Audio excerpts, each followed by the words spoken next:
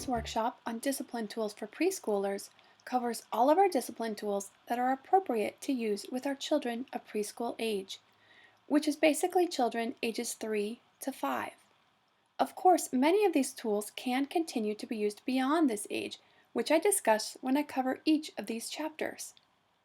While this workshop does cover the tools to use with preschoolers, it does not include the information from the Intro to Discipline workshop, which is a great overall introduction to discipline.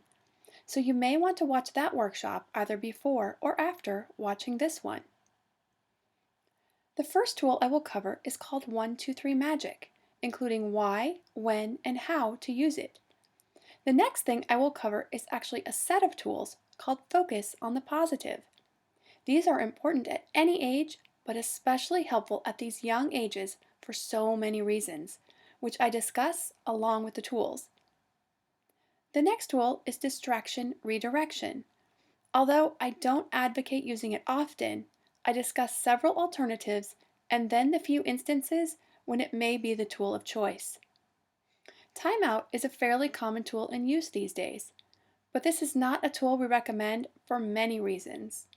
I discuss these reasons in the portion named No More Timeouts, along with several alternatives that yield far better results. Then I will cover choices, consequences, and all of our communication tools. Then I'll finish up with 2 more tools that you can bring on board now that your preschooler is developing a deeper understanding and appreciation for both humor and special time. Child running around wild and being too loud and jumping on the furniture inside the house. In most families, it is very common for parents to focus on the child when he is misbehaving. Stop being so loud. You are too loud. Stop jumping on the couch. The furniture is not for climbing. Stop, stop, no, no, loud, loud, loud. Right? That's all the kid hears. You get tired of saying it, and your child surely gets tired of hearing it. But it doesn't give him any direction on what to do. So it does not help your child learn better ways or to know what to do instead. Then when our child is behaving as we like, in name, and even when it's heard. But research shows, and psychologists from all areas of expertise agree to avoid praise and that you want to give encouragement instead.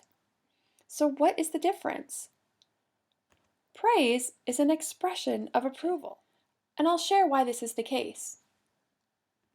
This workshop will cover an overview of the technique, including how and why some choose to use it, some of the negative aspects of using distraction redirection, several alternatives to using this tool, and finally a few scenarios where it can be a good option.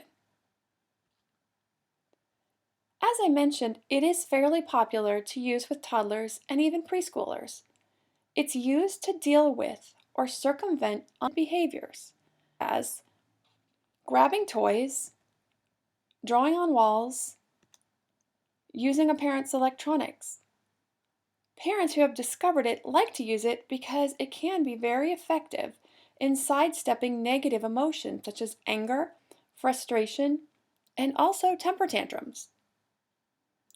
It is exactly what it sounds like. Catching a child either just before a negative behavior occurs or just after it has started. Distracting them away from someone and the parent says, "Look at that cute puppy." The child about to write on the wall and you say, "Let's draw happy faces on the paper." I know it seems very innocent in theory and you're probably thinking rules about using scissors. The child writing on the wall needs to learn that it will. Using distraction also robs a child of an opportunity to learn coping skills and resiliency. She needs to learn to accept no for an answer, that she cannot have everything she wants, and how to accept and cope with the disappointment.